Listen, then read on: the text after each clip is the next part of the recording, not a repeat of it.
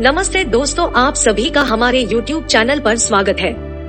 आज हम इस वीडियो में जानेंगे सिक्कों के इतिहास के बारे में कि सिक्कों का निर्माण कैसे हुआ और किस तरीके से हुआ। तो चलिए वीडियो को शुरू करते हैं।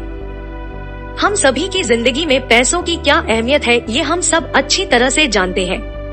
किसी भी लेन देन के लिए पैसों का उपयोग किया जाता है, तभी हम अपने लिए किसी भी वस्तु को खरीद सकते हैं या किसी चीज को पा सकते हैं।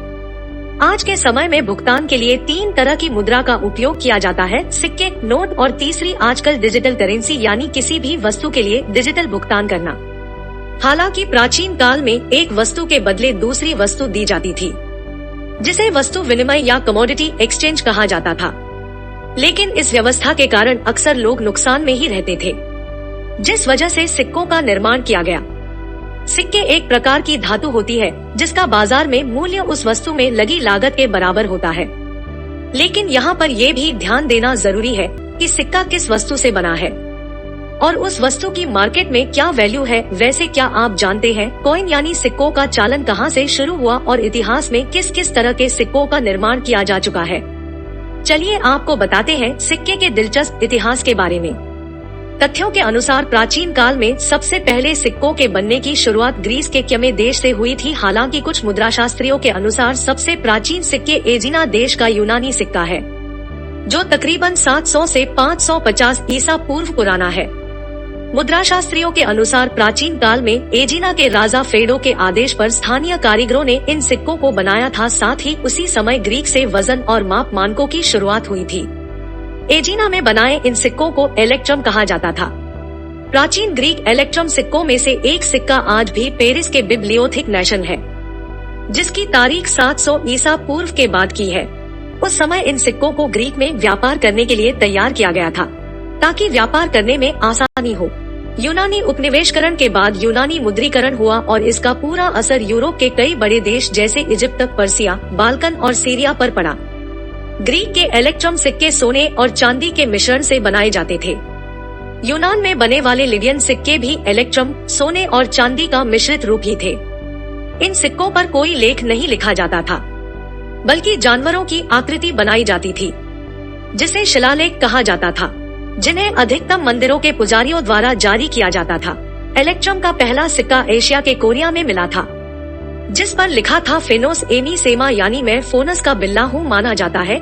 इलेक्ट्र के सिक्कों पर शेर, बाघ और सूर्य की रोशनी वाली छवियां हुआ करती थी। तथ्यों के अनुसार भारत में सिक्कों का चलन 6वीं शताब्दी में शुरू हुआ था। उस समय इन्हें पुराण और पना भी कहा जाता था। भारत में जितने साम्राज्य हुए उतने ही अलग अलग तरह के सिक्कों का आविष्कार हुआ, यानी हर राजा के शासनकाल के दौरान उस राजा द्वारा अपने साम्राज्य की प्रतिष्ठा वाले सिक्कों को चलाया गया, जिसमें गांधार, कुटाला, सुरसेना और सुराष्ट्र शामिल है। इन सभी के काल में बने सिक्कों पर अलग अलग तरह के चिन्ह बने होते थे। इसके अलावा मौर्य साम्राज्य के संस्थापक चंद्रगुप्त मौर्य ने सोने, चांदी के अलावा तांबे और शीशे के सिक्के चलाए। कुषाण राजाओं के शासनकाल के दौरान जारी किए गए सिक्कों में तस्वीरें बनकर आने लगी। इस सिक्कों पर एक तरफ राजा अपनी छवि अंकित कराते थे और दूसरी तरफ उनके इष्ट देवी देवताओं की तस्वीरें छपी हुआ करती थी। हालांकि कि दिल्ली में मुगलों के आगमन के बाद सिक्कों पर से राजाओं और देवी देवताओं की तस्वीरें हटा दी गई और उसकी जगह इस्लामी कैलीग्राफी लिखी जाने लगी। इन सिक्कों को टका कहा जाता था। इस तरह के अलग अलग मूल्य वाले कई टका यानी सिक्के मुगलों ने बाजार में उतारे।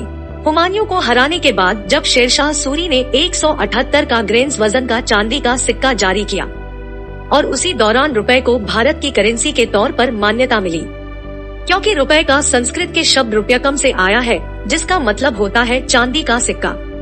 लेकिन ब्रिटिश के आने के बाद भारत में पाउंड के आगमन की कोशिशें हुई, लेकिन रुपए के प्रचलन के चलते पाउंड भारत में नहीं चल पाया, जिसके बाद ब्रिटिश ने सोने, चांदी और तांबे के सिक्कों को कैरोलिना, एंग्लिना और कॉपरून नए नाम दिए।